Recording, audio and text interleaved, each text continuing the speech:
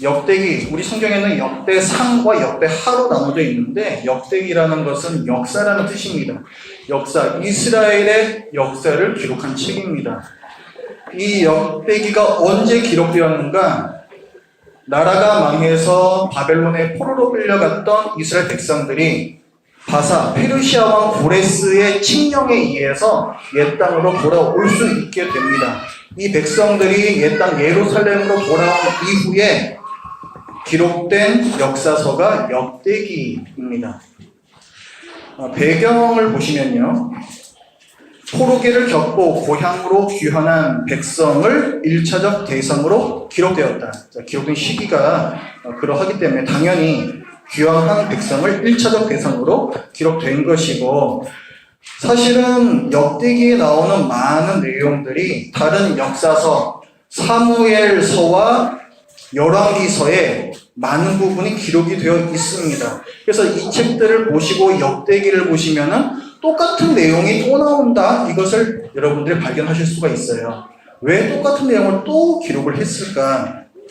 마치 우리 복음서에도 4개의 복음서가 있는 것처럼 역대기도 마찬가지입니다. 4개의 복음서는 대부분 같은 내용들을 다루고 있지만 또 각자의 독특함이 있어요. 이 모든 것을 다 통틀어 볼 때 우리가 성경의 풍성한 진리를 깨달을 수가 있는 거죠.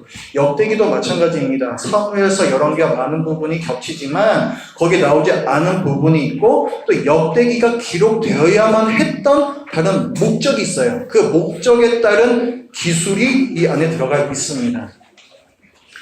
그래서 이 역대기를 보면은, 누구를 대상으로 쓰여진 책이라고 했습니까? 포로로 끌려갔다가 귀환한 백성들이죠. 귀환한 백성들에게는 굉장히 심각한 의문점이 있었어요. 나라가 멸망당했었다가 지금 돌아온 거잖아요. 지금 이 시대에도 우리는 하나님의 백성인가? 이것이 그들에게 굉장히 크고 심각한 질문이었습니다. 이 역대기는 이제 귀환에 있는 이스라엘 백성들에게 거기에 대한 대답을 줘요. 그렇기 때문에 이 역대기가 중요합니다. 그래서 하나님 백성의 자긍심과 정통성을 고취하고 격려한다라는 것이 그 의미예요. 너희는 지금도 하나님의 백성이다. 그 자긍심을 고취하고, 그들에게 오늘도 설교 본문이 어떤 족보 가운데 있죠. 족보라는 것은 결국 우리 집안은 뼈대에 있는 집안이다, 이걸 나타내는 거거든요. 그러니까 이 족보나 이런 것들을 통해서 지금 귀환한 이스라엘 백성들이 하나님의 선택받은 백성임을 명확하게 알려주는 그 목적을 갖고 쓰여진 것이 바로 이 역대기입니다. 그러니까 이 역대기를 보면은 굉장히 긍정적인 내용을 위주로 쓰여져 있어요. 안 그래도 포로로 끌려갔다가 돌아온 백성이기 때문에 굉장히 처져 있고 소심해져 있는 그런 백성들이 아니겠습니까? 이들을 격려하기 위해서 예를 들어 이스라엘의 과거의 왕들에 대해서 기록할 때에도 그들의 부정적인 잘못보다는 잘한 부분을 강조를 해서 얘기를 합니다. 그걸 통해서 하나님의 나라, 하나님의 백성이 끊어지지 않고 지금까지 이어져 내려오고 있음을 이 귀한 백성들에게 알려주는 것이죠. 열왕기와 역대기에는 조금 그 관점의 차이가 그래서 있습니다. 열왕기 같은 경우에는 이스라엘 백성이 포로로 끌려가 있는 그 시대에 기록이 되었어요. 포로로 끌려가 있는 이스라엘 백성, 이들의 질문은 뭐였냐면, 왜 우리는 멸망당했는가? 우리는 하나님의 백성인데 우리가 이렇게 몰락했다는 것은 결국 하나님께서 실패하신 것인가? 그들은 그런 질문을 했습니다. 거기에 대해서 열왕기는 그게 아니라 너희하고 하나님하고는 언약을 맺었었잖아. 왕과 백성의 언약을 맺었었잖아. 그런데 너희가 그 언약을 깼기 때문에 언약적 저주가 임해서 이 나라가 망한 거야.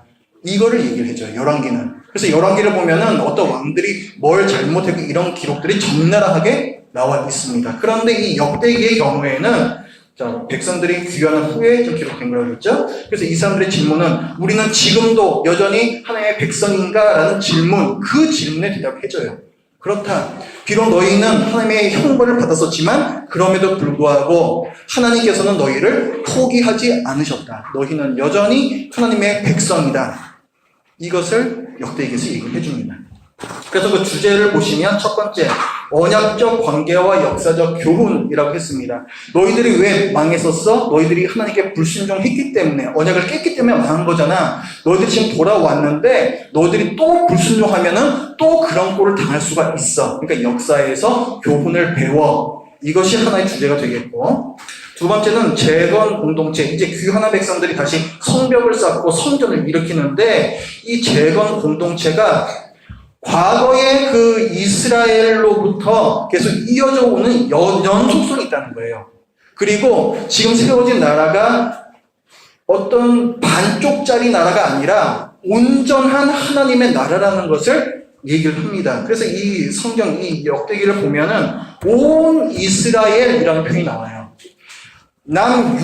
사실 남유다 백성이 끌려갔다가 돌아온 거거든요. 그런데 우리 남유다가 어땠다 저쨌다 이렇게 역대기가 말하는 것이 아니라 온 이스라엘이 무엇을 했다, 온 이스라엘이 모였다, 이런 것을 역사서에다 계속 기록을 해놓습니다. 이것은 뭐냐면 우리가 지금 돌아와 있는 이 귀한 공동체는 반쪽짜리 남유다만의 공동체가 아니요, 북이스라엘까지 아우르고 있는 온전한 하나님의 나라다. 이것을 듣고 있는 거예요. 정통성입니다.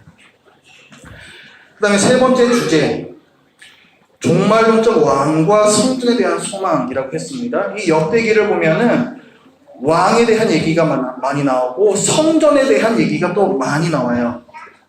왕을 강조를 한다. 왕은 곧 나라를 뜻하는 것인데, 역대기에서는 다윗 왕에 대해서 많은 분량을 할애를 해서 설명을 합니다. 다윗 왕은 굉장히 훌륭한 왕이죠. 하지만 다윗 왕도 죽었고 그 후대의 나라도 멸망당하잖아요. 그러니까 이 역사를 통해서 다윗 왕을 뛰어넘는 진정한 왕이 올 것이다.